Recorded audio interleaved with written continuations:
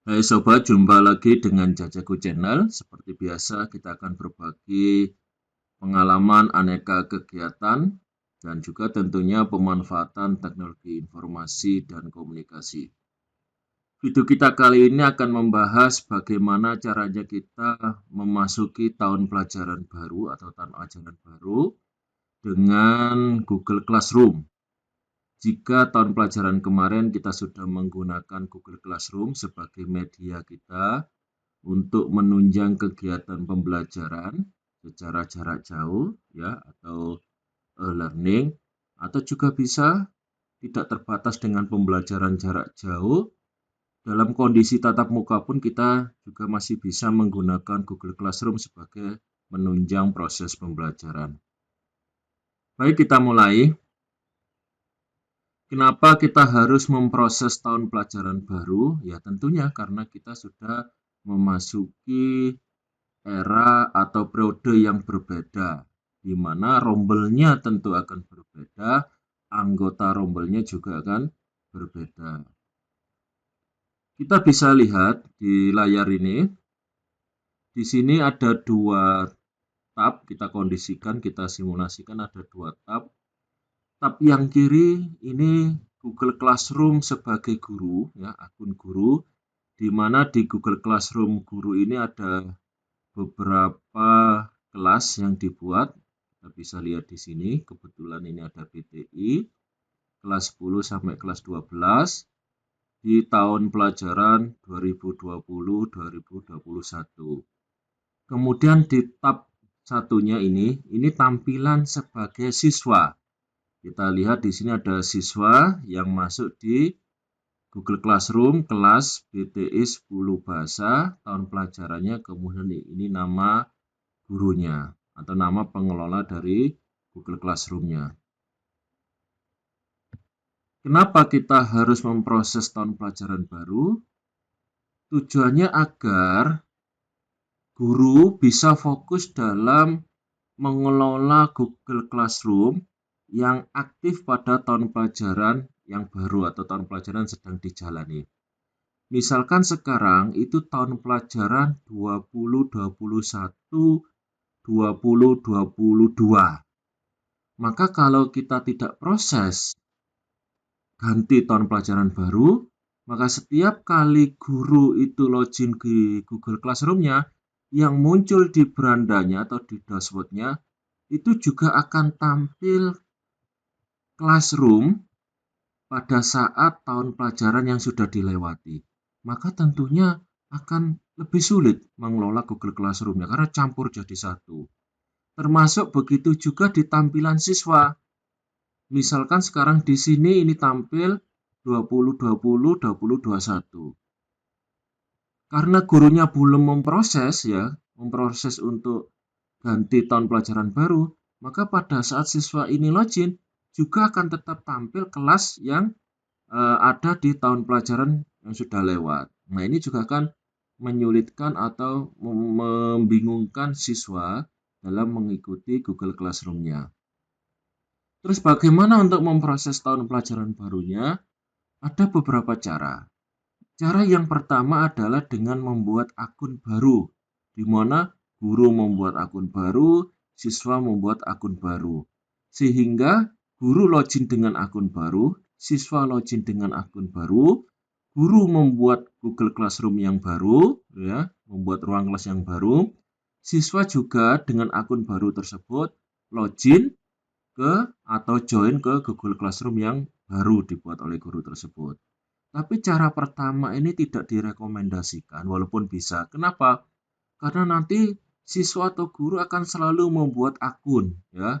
Dan ini juga akan membuat risiko kebingungan baik guru atau siswa dalam mengingat-ingat akunnya, apalagi biasanya lupa password. Sehingga yang direkomendasikan adalah cara yang kedua. Apa cara yang kedua itu? Dengan mengarsip kelas, ya, atau menghapusnya kalau tidak ingin mengarsip, sehingga kita masih bisa melihat classroom atau ruang kelas yang kita sudah buat di tahun pelajaran sebelumnya, tetapi kita juga kita bisa fokus di tahun pelajaran yang sekarang. Kita lihat di sini, ini tahun pelajaran 2020-2021, ya, ambil contoh satu kelas saja, ini 10 bahasa, ini juga ada siswa 10 bahasa, ya. Di guru ini pada kelasnya, ini ada simbol 3 ini, menu ya, titik 3 ini diklik, kemudian pilih arsip, ya, dipilih arsip,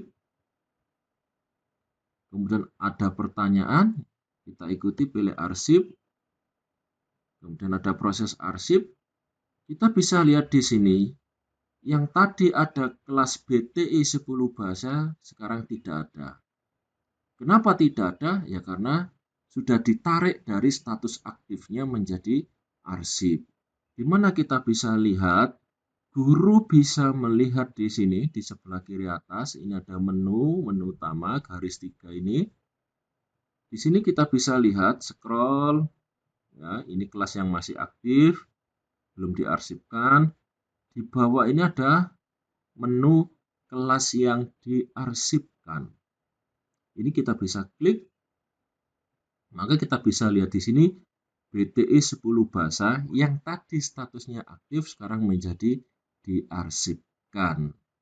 Pada saat diarsipkan kita masih bisa melihat histori yang sudah kita lakukan di tahun pelajaran sebelumnya.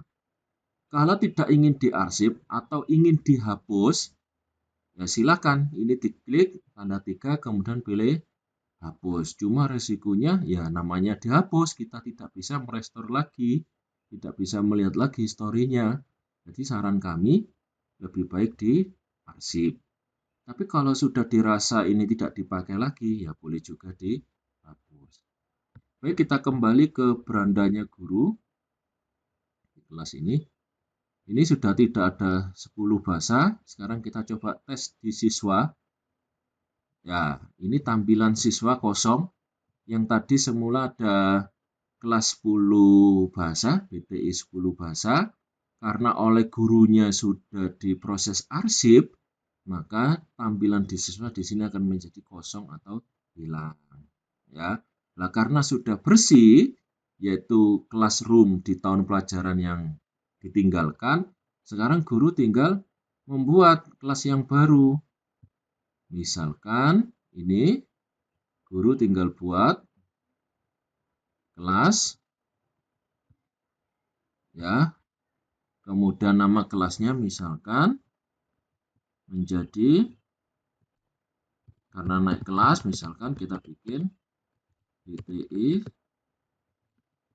11 bahasa, kemudian tahun pelajarannya 2021, 2022, kemudian mata pelajarannya BTI, ruangnya misalkan 11 bahasa. Kita buat, ya, tunggu proses sebentar, 11 bahasa. Oke, kita lihat di beranda, sudah jadi. Ini BTI 11 bahasa tahun pelajaran 2021-2022. Di siswa kita minta untuk join, kita bisa klik kodenya, kemudian siswa memproses join, masukkan kodenya, siswa join, kita tunggu prosesnya. Oke, kita lihat di sini siswa sudah berhasil join.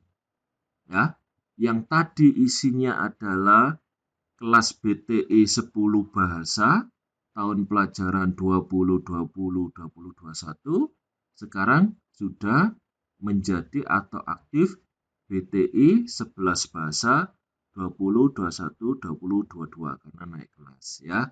Oke, itu tadi sedikit informasi sharing panduan tentang bagaimana kita memproses tahun pelajaran baru di Google Classroom, baik dari sisi guru, ya, atau dari sisi siswanya.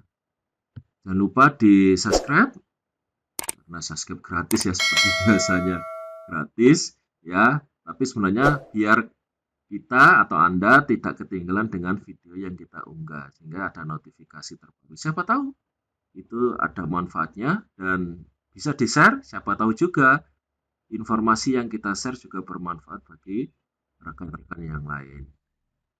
Itu dari kami, kita jumpa lagi di video berikutnya.